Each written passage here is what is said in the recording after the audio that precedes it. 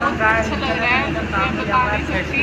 मतलब पहली बार आए हैं हम यहाँ पे, मैंने पहली बार देखा है, बहुत अच्छा है, अमेजिंग। क्या आ सकते हैं, लेकिन जनवरी में ही आए, मतलब जब ज़्यादा स्नो हो तभी, मतलब मुझे लगता है कि जनवरी में ही आना चाहिए। तो आपको आने का कुछ ऐसा कुछ? हम बहुत अच्छे से आए, अभी हम जा रहे हैं वापस कटरा। कैसा लग रहा है? बहुत अच्छा है, बर्फबारी। हाँ सब कुछ बहुत अच्छा लग रहा है, मतलब मैं बता नहीं सकती। पहली बार देख लूँगा ऐसे स्नो होते हुए, तो बहुत अच्छा लग रहा है। Thank you. बहुत इंजॉय कर रहे हैं सर। हम दिल्ली से आए, मेरा नाम विकास है।